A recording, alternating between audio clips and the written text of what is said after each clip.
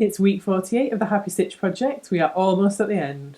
And this week I'm starting with 6 strands of thread here.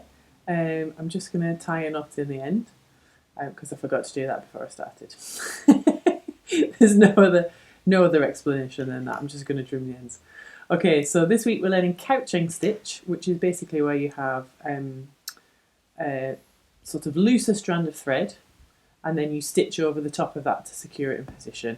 I'm just going to do a straight one here for you. If you want to see a more curved shape as a work in progress, have a look at my IGTV. I will pop a link to that once it's live. I'll try and remember to do that. So it's slightly wonky, but let's just redo that because that's going to annoy me, isn't it? What you need to do is come up through the fabric, and then when you're doing a straight line, it's absolutely okay to go back down through the fabric, okay? You can do that, it's absolutely no problem. So once I've threaded my needle, again, I mean it's going well this week so far, isn't it? You can tell we're nearly at the end. There we go. Right, so I'll try and get this a little bit straighter this time. So I'm just going to go back through the fabric just because it's a straight line and it just helps keep it in position. You can use it loose if you prefer, but if you want a super straight line, that's what you can do. So have another needle threaded with 3 strands of thread, and this one I have tied a knot in advance. I remember to do that one. Okay, so what you're going to do is use your thumb as well to kind of just help with that thread that we're stitching over there. You need to come up through the fabric just to the side of it, so make sure your needle isn't going through the thread at all. We need to be going either side and not catching it in any way, because the stitch over the top that I'm putting in now is going to hold that in position. So it's essentially like little straight stitches that we're putting over the top. So we're just going to do them all the way down the line. We're going to get them nice and evenly spaced if we can. And it seems a bit weird at first, but as you've done a few more stitches, you'll kind of get the feel for it. And actually I'm not, because I've put the thicker thread, because I've put that back through the fabric, I'm not needing to hold onto it with my thumb.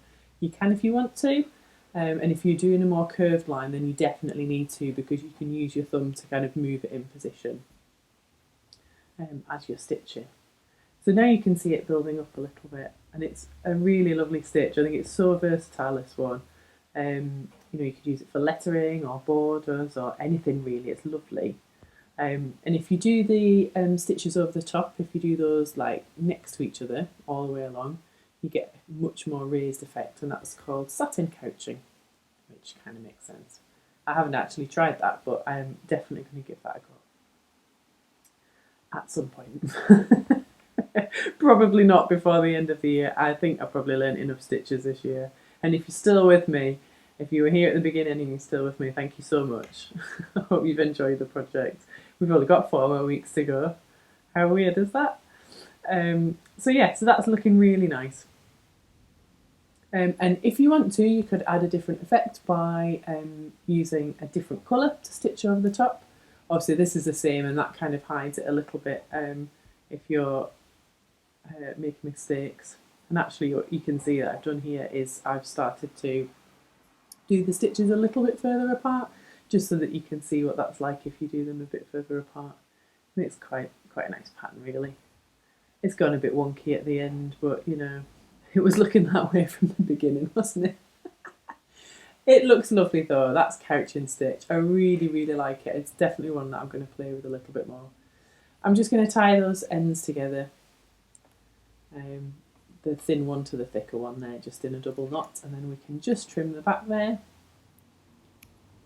Just nice and close so it doesn't catch on any of the other stitches. Whoops. And there we go. I hope you enjoy playing around with this stitch.